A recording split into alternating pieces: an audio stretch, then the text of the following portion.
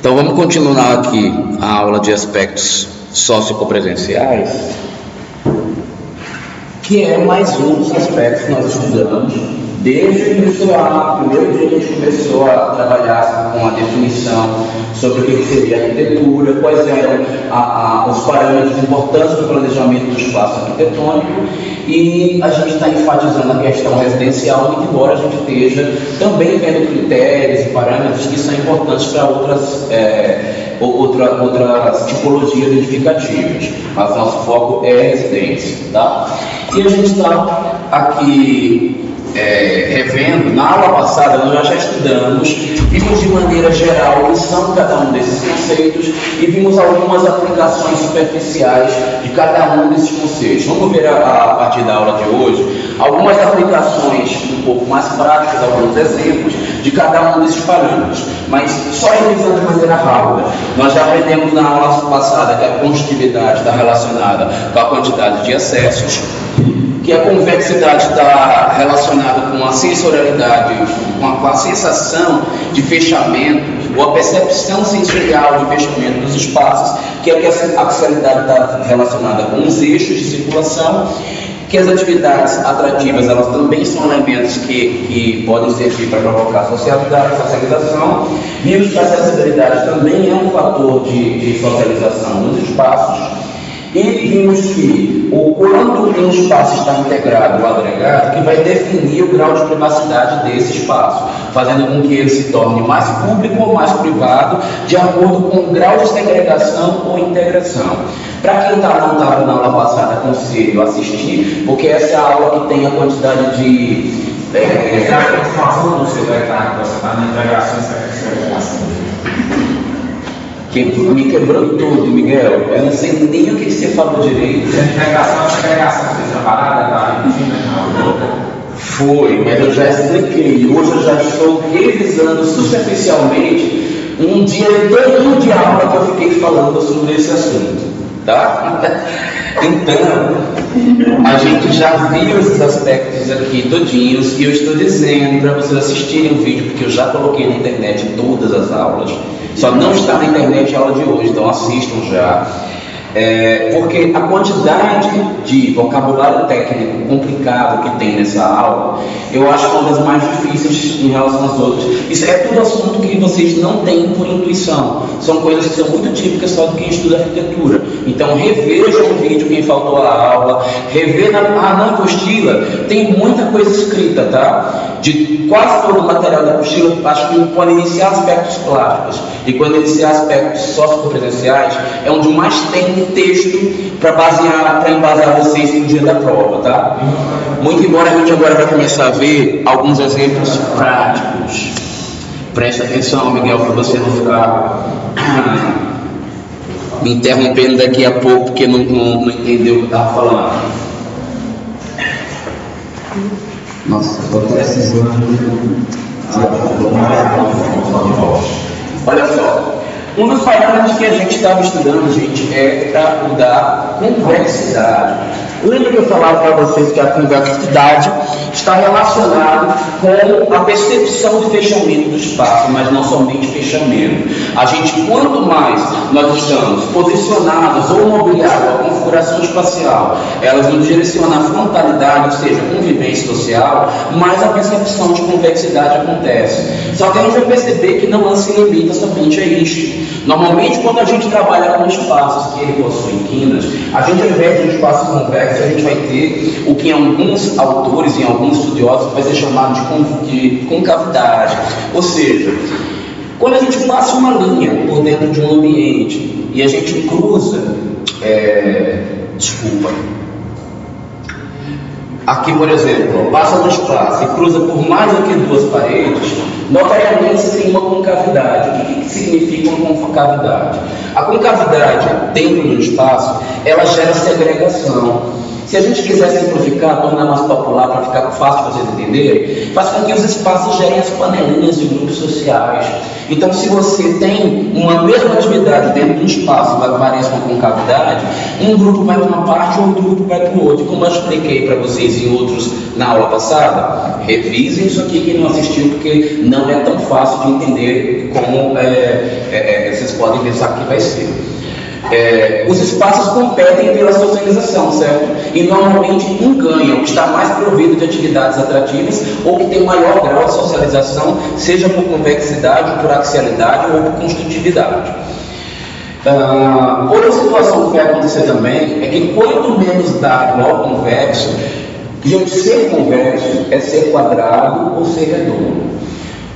O mais convexo possível é o redondo, porque ele meio que induz todo mundo à frontalidade, tá? Ou quadrado. Quanto mais você foge disso em termos sociais, mais você pode explotar não somente a socialização, mas a aproveitamento e utilização dos espaços. Perceba que áreas como estas aqui, a gente começa a perder a socialização, mas também não fique neuroticamente tentando evitar esse tipo de espaço, porque não é toda a área do planejamento espacial que precisa de socialização. Por exemplo, eu preciso socializar com alguém dentro de um banheiro?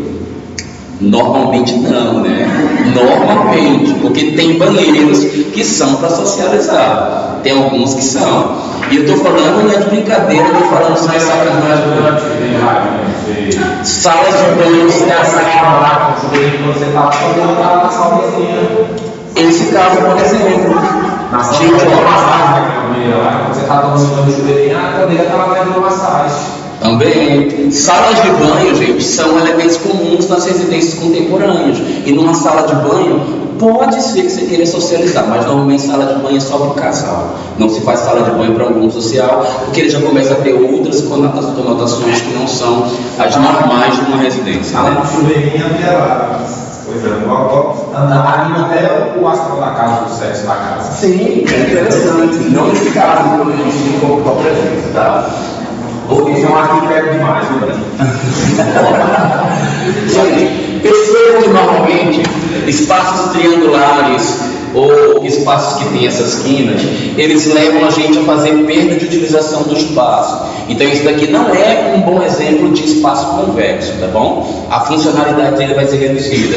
Só que você não é obrigado a deixar que o espaço convexo permaneça numa casa, porque toda solução de projetos que tem linhas em diagonal, ele nos permite quebrar uma diagonal e dar uma resolução que pode não ser essa quina de cá. Por exemplo, se aqui fosse uma divisão de uma construção maior, ao invés de eu chegar aqui e ter essa quina que gera ângulos menores do que 90 graus, eu poderia chegar aqui e dividir essa parede assim, E aquela quina que ia gerar uma má socialização poderia dar origem justamente a um ambiente que é praticamente quadrado, que é mais próximo do espaço convexo perfeito. Então é fácil trabalhar com as divisões internas das paredes para evitar essa má convexidade, tá bom?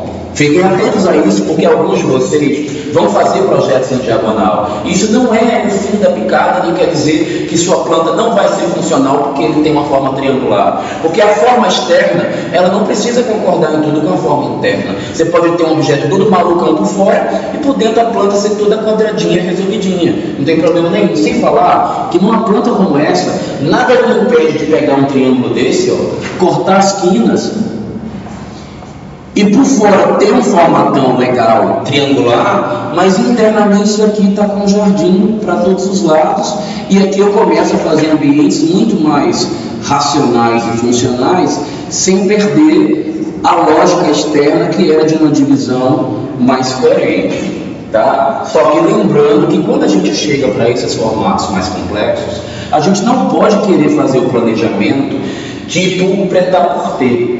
Vocês já ouviram essa palavra? Vocês já passaram da Revolução Industrial, Arts and Crafts? Na história das artes lá com a Isabela? Já não ouvi essa palavra, não.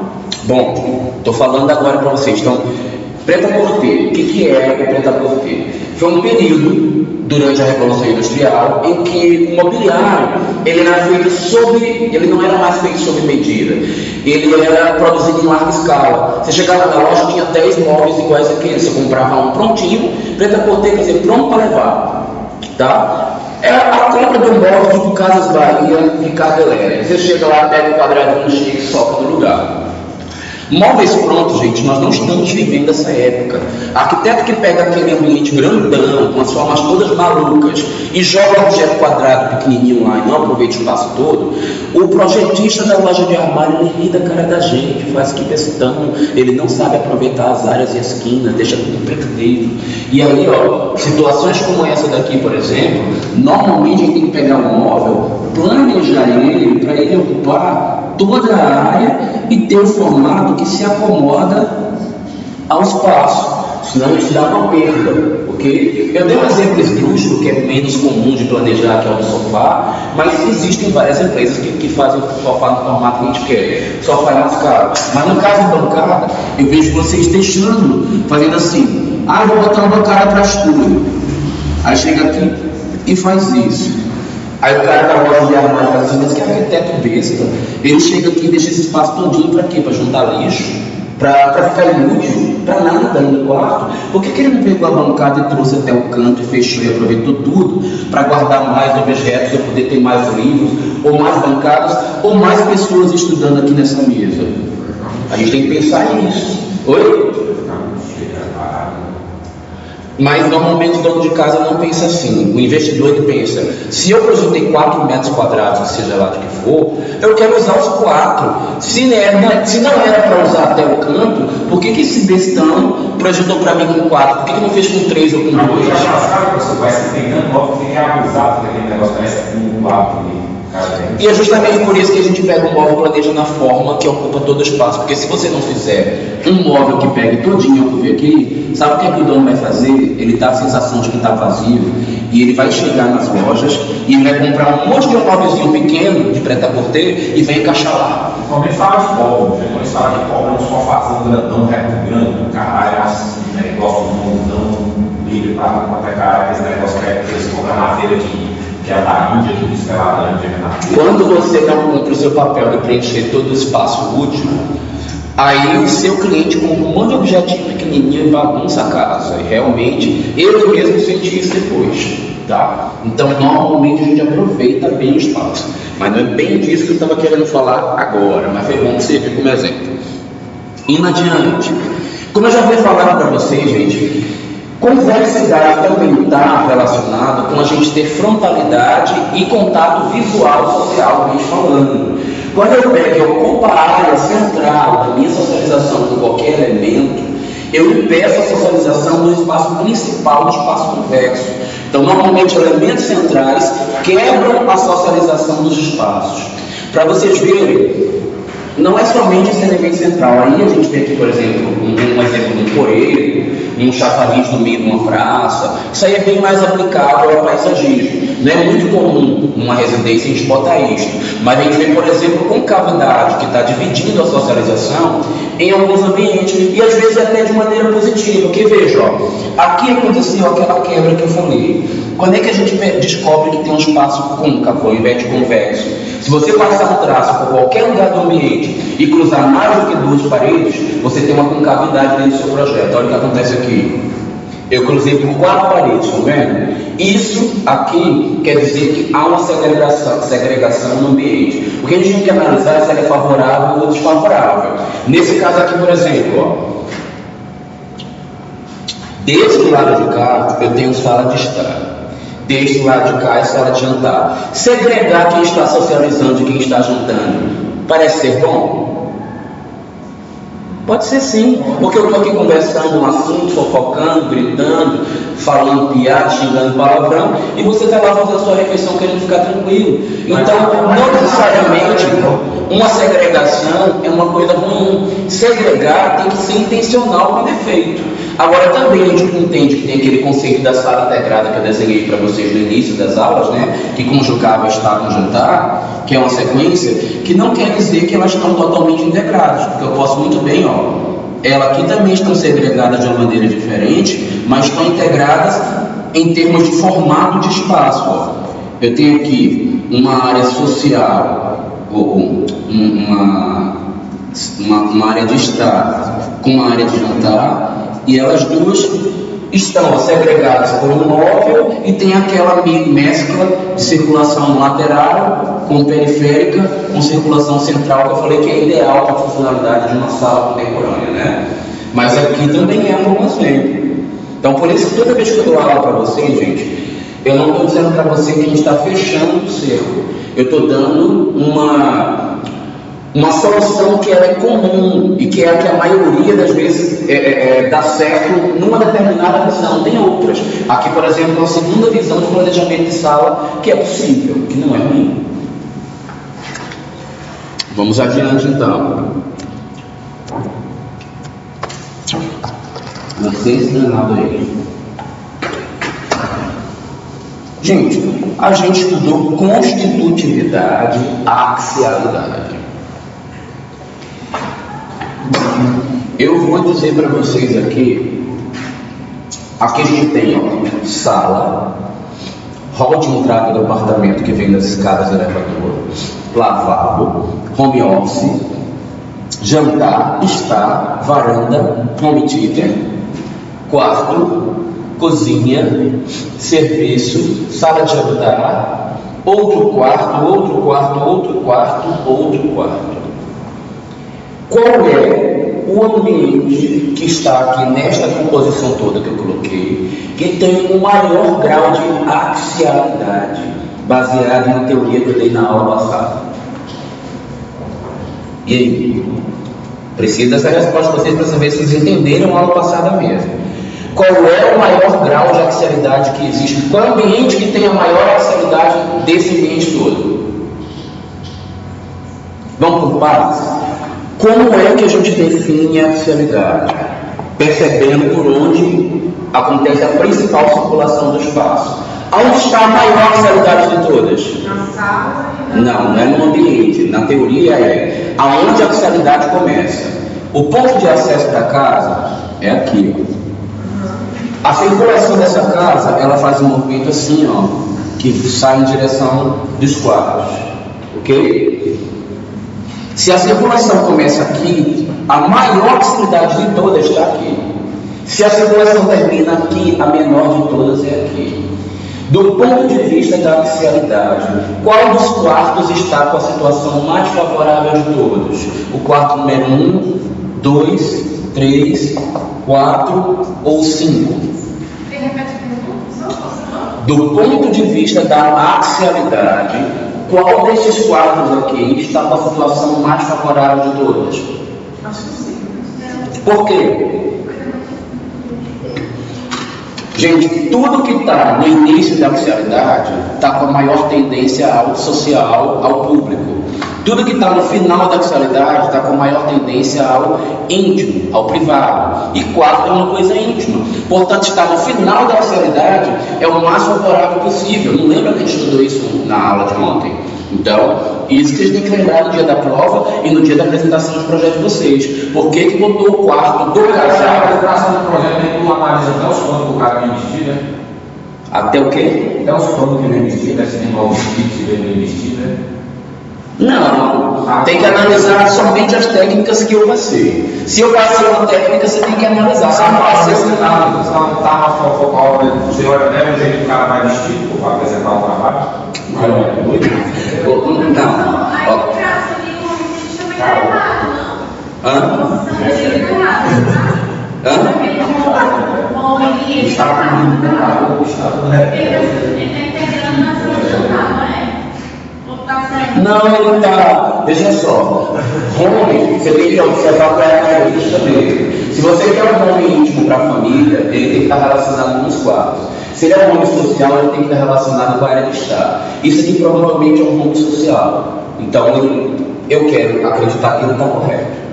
Ok? Tá. Mas vamos partir agora para um outro conceito ainda aqui, que a gente estudou na aula passada.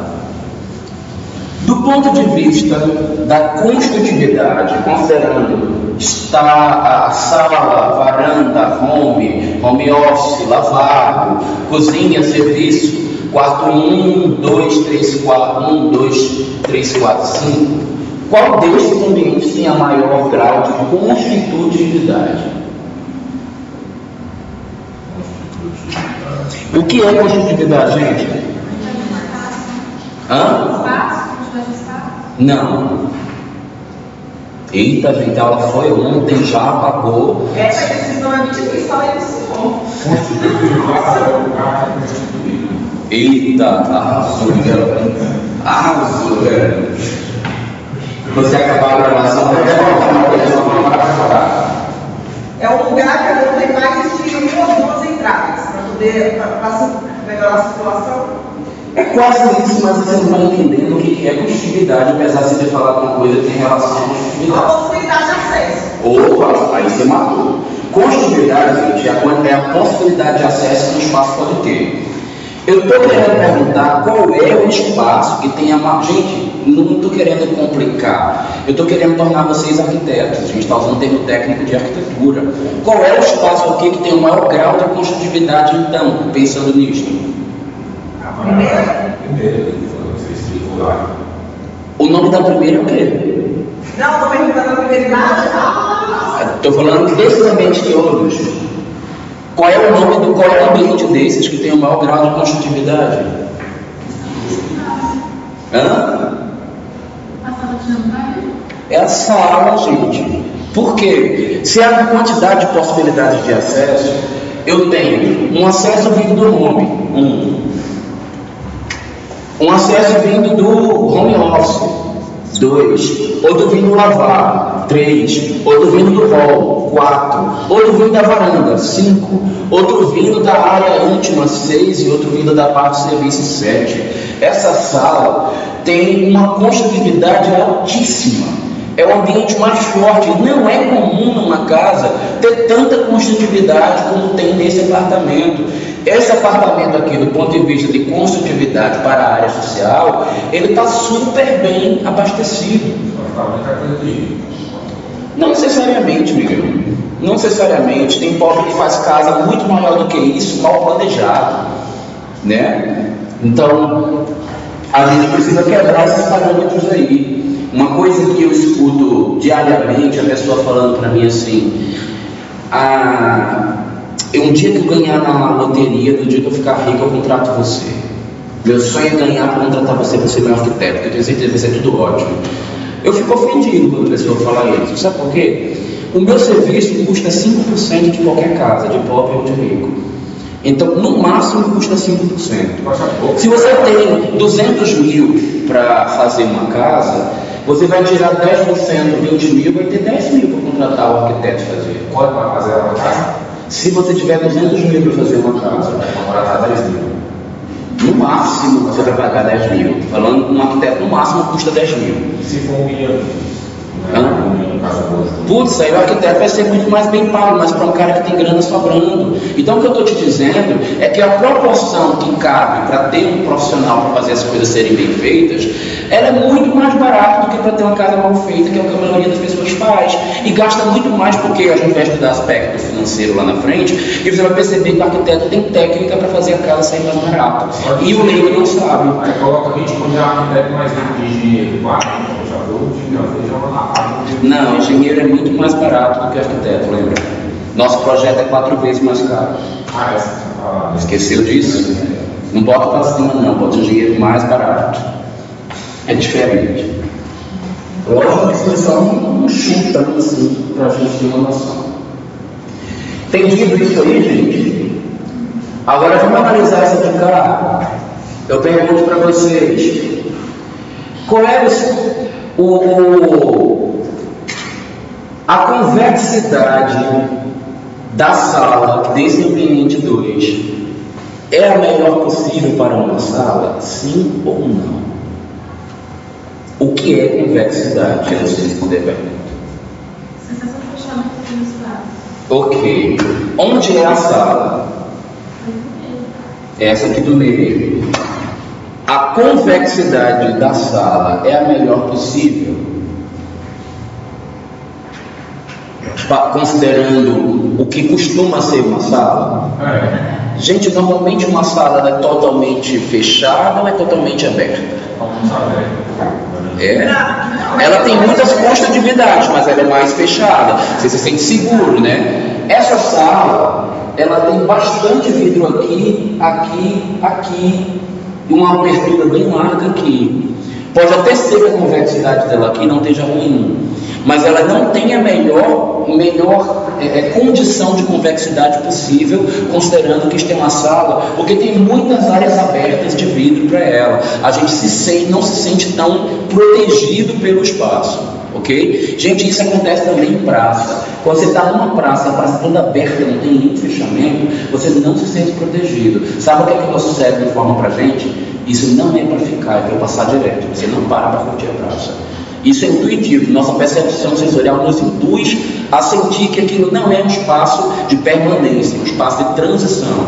Então, convexidade, ela indica também permanência ou transição dentro dos espaços, ok? A convexidade também é interessante quando os objetos estão de frente uns para os outros. Aqui está, um grupo de sofá de frente para um grupo de poltrona, um grupo não sei de que aqui de frente para esse grupo de sofá. Então há uma relativa convexidade aqui, mas ela poderia ser maior se o grau de fechamento existisse aqui. Mas tem outra coisa também.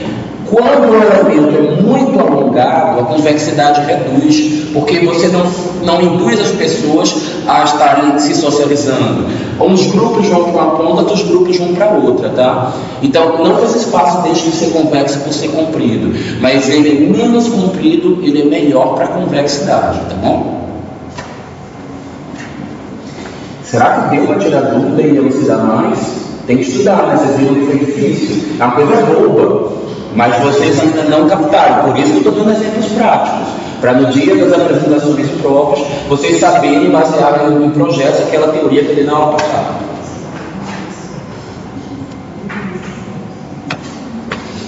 Lembra daquela questão que eu falei de público e privado, que ele está relacionado com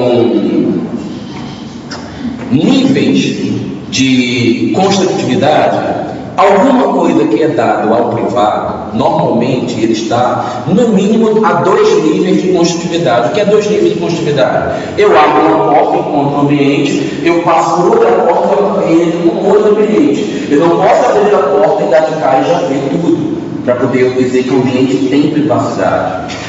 Olha o que acontece aqui nessa casa. Primeiro que existe inversão de valores. A pessoa chega aqui no meio da casa, tem um primeiro grau, abriu a primeira porta, ela já tem acesso visual a tudo, a bifurcação. Olha o que acontece nessa daqui. Antes de você conseguir chegar num ambiente que era para ser público, como a cozinha, você passa primeiro por um grau de privacidade anterior, que é o dos quartos. Você acessa uma segunda porta e vai para a área que era da cozinha. Há uma inversão de valores aqui totalmente. Essas casas aqui são casas reais. Eu fiz uma pesquisa há mais ou menos 15 anos atrás de copresença no Paraná. E eu entrei na casa das pessoas, com uma experiência maravilhosa, conversei com as pessoas, perguntei como eram os hábitos delas, o que elas faziam, como é que elas trabalhavam, quantas horas por dia, que tamanho era a família, como é que era o pai, como é que era a mãe, como é que era o filho. E fui fazendo pesquisas. Isso aqui é só um pedaço, um recorte de vários gráficos e textos que eu fiz nessa pesquisa que eu fiz. E eu descobri essas relações aqui, de níveis de privacidade. Nesse caso aqui, por exemplo, quase todo mundo na casa estava dentro do primeiro nível após o ambiente principal de acesso da casa. Você chega na sala de estar, você tem contato com tudo, com quarto, com cozinha, com banheiro. É uma visão só. Isso aqui parece um apartamento que eu moro. É desse jeito que eu estava explicando na aula passada. Você botou o pé da perna aqui, você vê todo mundo. Se tiver gente trocando de roupa dentro do quarto, você está olhando. Se tiver gente no banheiro, esqueceu a porta aberta, está fazendo alguma coisa mais íntima, você vai ver também. Obviamente que normalmente quem está utilizando alguma coisa mais séria fecha a porta, né? Mas se for uma pessoa bagunçada que nem eu, não vai fechar muito não. Na minha família, como eu já expliquei, né? Na minha família, né, Miguel? Não é todo pernambucano que faz isso, é só a minha família. A gente tem um hábito de fazer as coisas assim, com porta meio aberta, né? Então lá seria desagradável para a visita. Às vezes a minha mãe chega em casa, traz uma visita, e aí eu também não esperava, né, que ela ia chegar lá, e aí a pessoa vai chegando a conversar e ela no banheiro com a porta aberta, né? E isso acontece na residência, então a gente deve evitar esse tipo de coisa. Gente, normalmente o quarto, ele tem que estar do segundo para o terceiro nível, e a gente vai perceber que a maioria dos quartos aqui, ó, estão em cima do primeiro nível de construtividade, ok? Outra coisa, isso que vocês estão vendo aqui são mapas axiais, ou seja, são os graus de integração da axialidade. Quanto mais vermelho, mais a axialidade está forte. Quanto mais próximo do azul, mais está fraco. Nem tem nenhum aí azul. Quanto mais próximo do verde, tá? Então, o que isso quer dizer? Que eu tenho um ambiente extremamente privativo na área de serviço. Não sei se precisa disso tudo, porque a área de serviço é uma área secundária que deveria ser até um acesso vindo da parte pública. Eu tenho aqui uma circulação externa extremamente privativa. Para que isso? Né? E eu tenho aqui uma cozinha que está no final da circulação, que está semi-privativa também, quando ela deveria ser mais pública. E eu já tenho de maneira super pública quartos, por quê? Está no início da axialidade. Tudo que está no início da axialidade é dado ao público, tudo que está no fim da axialidade é dado ao privado. Quarto não pode ficar no início da axialidade porque ele é privado. O projeto é errado. Digamos que ele não está na melhor resolução possível. Qual mais sério desses três aí?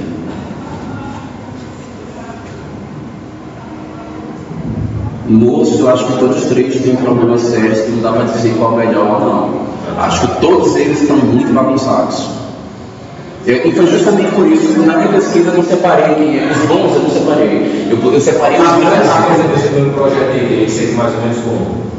Você sabe uma coisa que ia melhorar muita coisa aqui? Se ao invés dessa cozinha ser aqui, essa cozinha de serviço vir para cá e os quartos irem para trás. Do ponto de vista copresencial, estou falando de copresença, estou falando de climático. Porque do ponto climático, quase qualquer coisa que fizesse aqui nessa casa ia ser uma bagunça. Por quê? Está todo mundo colado no muro. Ó. Isso aqui é o limite do lote, não tem mais nada ali daí. Então isso aqui é um beco seguro. Ó. Esse lado aqui todinho é todo escuro na casa. A sala só tem ventilação para cá e só esses 3 quartos tem ventilação. Todos os outros estão no escurão. Sem falar que esse quarto aqui é uma tripa. Ó. Só cabe uma cama aqui no comprido e um guarda-roupa bem fininho aqui embaixo da cama. Aqui do lado de cá é só a circulação para ele chegar e deitar na cama. É horrível esse quarto. Tá? Não há ventilação cruzada, inclusive, para alimentar a ventilação da casa. Só tem por esse lado. E esse lado é todo escurão. É péssimo. Mas eu acho que essa daqui, se for só do ponto de vista copresencial, essa seria mais fácil de resolver. Não todas elas eram casas construídas de alvenaria com cobertura, tá? E essa daqui, ela tinha laje. Acho que mais não tinha não. Então, não são casas tão baratas, tão pequenas, poderiam ter sido bem projetadas, né? Graças a Deus que hoje em dia os planos habitacionais populares estão exigindo projetos feitos por arquiteto e engenheiro. E não deixa mais isso sem laje. Minha casa, minha vida sem laje não aceita. O governo não libera a verba. Mas é só engenheiro, né? Não. Então, começou a fiz umas duas, era só engenheiro. Não. Você lembra que até ano passado, qualquer engenheiro que ensinar qualquer coisa, até também mudou a coisa.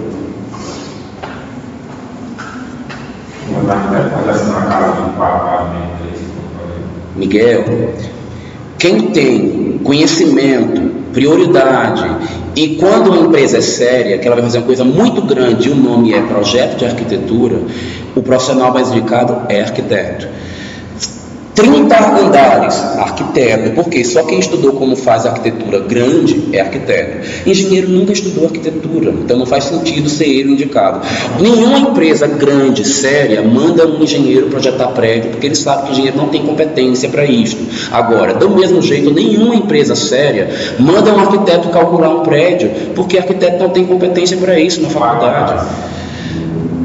Mas pode, né? A lei pode. Legalmente falando, até ano passado, engenheiro poderia assinar qualquer coisa, arquiteto também. Este ano, arquiteto ainda pode fazer cálculo estrutural. Na minha opinião, não deveria, mas ele ainda pode pela lei. Não, querido, sabe por quê? Se tem um cara que ele passou 5 anos, ele estudou 20 disciplinas de cálculo, nós temos 4 ou 5. Mas só pega, esses caras para pegar projeto aquele negócio lá, fim de hidrogênio. Mas justamente, Miguel, para a gente valorizar nossa profissão, nós temos que conhecer nossas limitações. Mas isso é a minha opinião, tem os professores que discordam. Vocês abrirem lá a página do CAL, você vai ver que tem arquiteto lá, eu sei calcular tudo, eu faço tudo. Bom, tô legal, a opinião é permitido na página do CAL, né? O quê? A arquitetação na prévia de mesa da... Querido, no Brasil, a lei diz... Miguel, deixa eu tentar esclarecer uma coisa para você. Desde que o mundo é mundo, quem projeta arquitetura é arquiteto. E arquiteto pode projetar de milhões de unidades, porque essa é a formação dele. Engenheiro não deveria, mas pode, mas podia ter ano passado. Hoje em dia, as leis compreenderam que quem projeta arquitetura é só arquiteto e engenheiro não pode mais. Isso está em briga ainda? Tá. Tem órgãos que ainda não reconhecem isto. Mas não existe esse raciocínio porque de pensar que chega no limite que só engenheiro pode, porque engenheiro nem sabe. Quem estudou arquitetura foi arquiteto. Portanto, se tiver 100 mil andares, o profissional mais indicado é o arquiteto. E pela lei, também é o arquiteto, até hoje. Era assim antes e continua sendo no presente. Porém, no presente, engenheiro não pode mais projetar arquitetura nenhuma, porque só arquiteto pode, atualmente. Pela lei, tá? Na prática está diferente. Tem um monte de sacanagem acontecendo por aí. Mas pela lei, existe uma resolução que diz que engenheiro não pode mais. Aí vai entrar questões legais, artifícios, vai entrar segunda instância, não sei o quê. Provavelmente os engenheiros vão dizer que direito adquirido não se perde. Então os engenheiros velhos, de repente, vão conseguir ganhar a liminar da justiça para poder continuar assinando a arquitetura. Mas os novos provavelmente não poderão assinar. Eu acredito que vai terminar desse jeito, tá? Bom, essa parte aqui a gente não está estudando urbanismo nessa nossa disciplina. Vamos ver um outro exemplo prático aqui. Beleza, né? Gente, eu pergunto para vocês. Isso aqui é uma sala, ok? E eu tenho aqui uma área de lazer externa, que a gente chega aqui pela frente por ela. Essa sala está dando acesso à área íntima e ela tem outros acessos aí. Essa sala, ela tem uma boa construtividade? Tem uma quantidade grande de construtividade?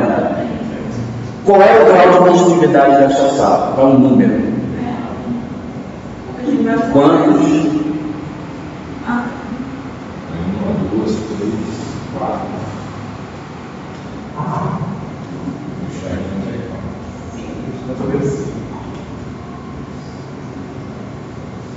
Esse é o objetivo, a gente fala vocês a ver cada detalhe técnico relacionado com os acessos.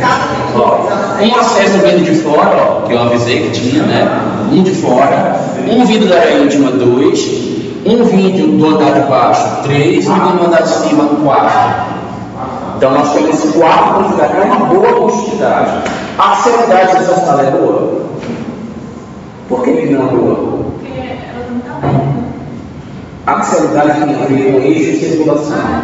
O eixo de circulação principal da casa começa aqui e está em direção à área íntima ou direção ao segundo andar ou ao subsolo. E ele passa por perto da sala e inicia na sala. Então a acessibilidade dessa sala é boa. Gente, mas se isso aqui fosse um quarto, a acessibilidade estava boa? Não, porque a área íntima não pode estar perto do início da acessibilidade.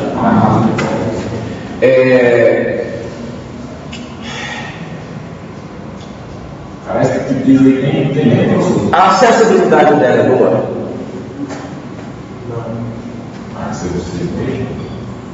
Acessibilidade. Por que é bom? Às vezes você vai na sala, você tem acesso a tudo e tudo você tem acesso à sala. Gente, o piso da sala tem desnível.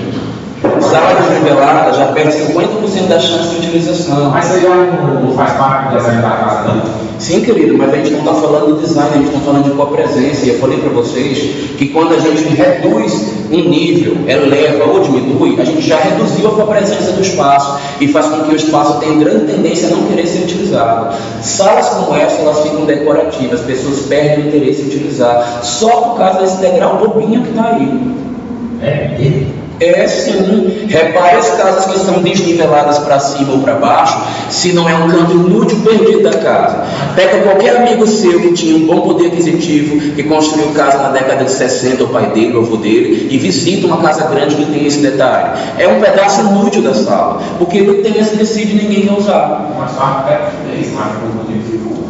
Sim, não é só arquiteto que vê isso não. Todo mundo que tem olho, que percebe visibilidade, acha bonito, eu também acho. Mas eu não estou preocupado aqui, a gente não está na aula de plástico.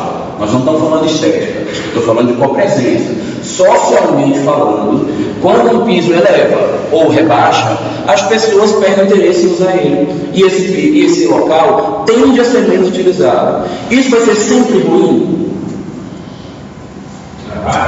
Gente, quando vocês escutarem uma afirmação do tipo sempre ou nunca, se lembrem, nós estamos falando de arquitetura. Não existe sempre, não existe nunca na arquitetura. Quer dizer, é raro ter isso. Desconfiem de alguma coisa que diz sempre, porque na arquitetura é tão subjetivo que sempre há uma possibilidade daquilo não ser. Depende de como você planeja, você pode descobrir uma outra solução. Então, sempre não. Vamos supor que isso aqui seja uma sala decorativa realmente. Essa sala não bota objetos decorativos que eu não quero que as pessoas passem nele, porque eles são delicados e quebram. Se eu provoco uma subida no piso, eu já estou sinalizando, essa área é importante, essa área é intocável. Não anda por aqui, penteiro, vai para o outro lado. Para de chegar perto dos meus objetos preciosos para não quebrar, que foram caros.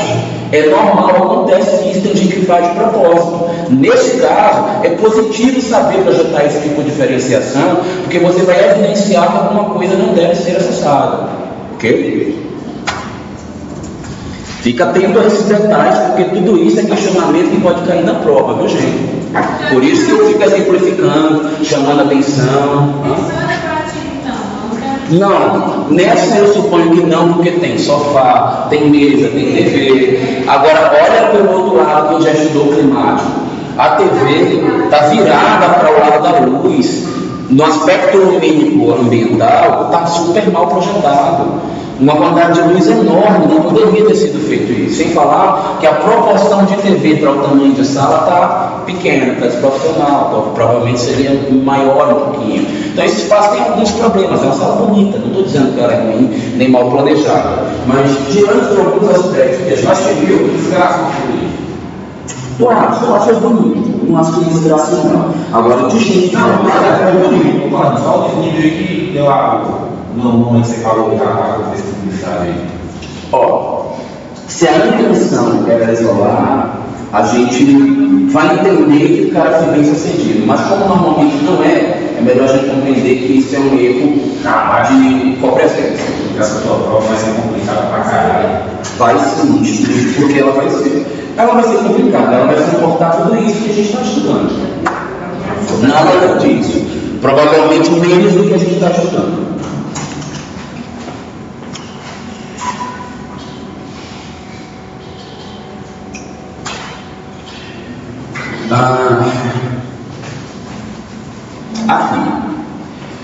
Aqui a gente já está um exemplo de praça, gente. Dei essas imagens para vocês? Não. É porque eu dei esse assunto também para a turma que aviso, que para eles era importante conhecer esse detalhe. Aí eu estou acabando lendo isso. Percebo que as pessoas aqui, elas têm maior vontade de se integrar e socializar, porque existem edifícios que estão no seu entorno, e isso melhora a sensação de convexidade. Do lado de cá, há uma relativa convexidade causada pelas árvores, mas ela só é enfática porque a gente tem aqui, edifícios. Notem que aqui do lado a gente tem uma grande axialidade passando pela lateral da praça. Sabe o que isso quer dizer? Que essa praça provavelmente vai ser muito movimentada, porque ela inclusive tem vários acessos, ou seja, várias construtividades, que são as saídas dos prédios, e as ruas que estão entre os prédios, todas dando para ela sair dessa praça. Essa praça tem uma boa presença? Ela tem muita convexidade, muita axialidade, muita construtividade e ela tem, no mínimo, atividade atrativa de proteção ambiental. Está tudo ensolarado aqui e você anda por debaixo da árvore se protegendo do sol, ok? Então ela é uma praça que é interessante. Do ponto de vista da copresença, Praça dos Três Poderes, vocês acham que ela tem boa copresença? Não. Por que não? Vamos seguir comigo. A construtividade dela é boa? Não, gente, olha só. Não, vamos falar de outro. Vamos pegar outro item. A axialidade dela é boa? A circulação principal está vindo daqui, ó. E a praça está no fim da circulação principal da esplanada do Ministério. Ela começa, na verdade, lá na pontinha na rodoviária. Termina aqui. Isso quer dizer que ela está no fim da cidade. Se isso aqui é um espaço público com tendência social, a gente quer as pessoas aqui, ela não deveria estar no fim. Agora, deveria estar mais para o início. Do ponto de vista da construtividade, ela também não está boa, porque todos os prédios têm suas portas e as passagens entre um prédio e outro e as atividades estão condensando para essa axialidade. A axialidade aqui até é boa, mas ela está no fim da axialidade, onde não tem quase nenhuma construtividade. Tem a construtividade de um palácio aqui e de outro palácio aqui. Então ela é baixa, ela é pouca, considerando que ela poderia ter aproveitado isso daqui tudinho. Só que se lembrem, provavelmente, quando isso aqui foi concebido, a intenção não era socializar, era ser simbólica, e aí para isso ela se presta, porque ela está num local onde tem um descampado, em seguida está um mirante, tem um pôr do sol, tem toda uma visão do céu, está no meio entre os três elementos do poder principal. Então tudo isso aqui é importante do ponto de vista simbólico, mas para a questão copresencial, ela não é favorável. E outra coisa, atividades atrativas existem? Existem atividades atrativas na Praça dos Poderes, gente? Existem ou não? Tem proteção contra intempéries, contra proteção climática? Essa atividade não tem. Tem atividade de consumo aqui dentro? Tem contemplação visual? Tem. Gente, tem monumentos aqui maravilhosos, tem a Pomba da Paz, tem um palácio de um lado, um palácio do outro, tem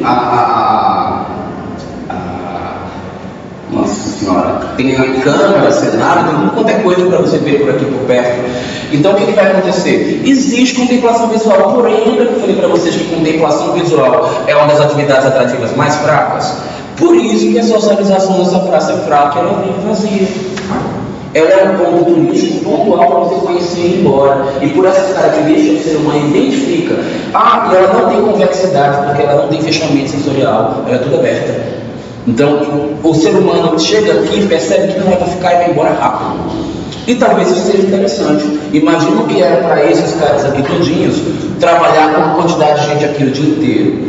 Se já tem todas as características, já vai um monte de gente lá fazer manifestação, imagina se tivesse lotado de gente, né? Eles provavelmente não iam conseguir trabalhar. E com razão quem está ali de baixo querendo atrapalhar eles, né? Sim. Aqui, ó. Tem eixo de circulação acontecendo. Tem prédios jogando várias constituições.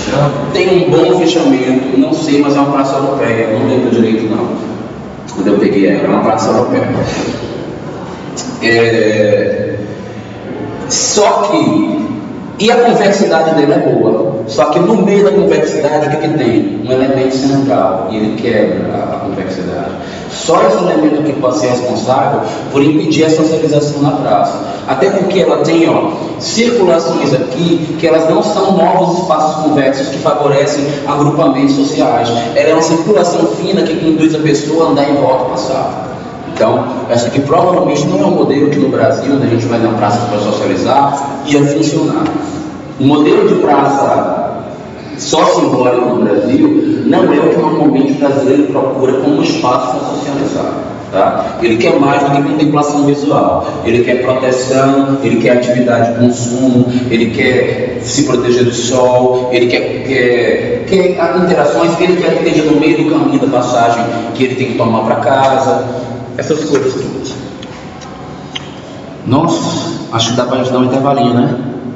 Agora, então vamos dar uma parada e a gente continua com a parte 2, depois do intervalo, da aula de aspectos sociopresenciais. É a parte 3, na verdade, que a 1 foi ontem, né? Hoje a 2 vem a 3.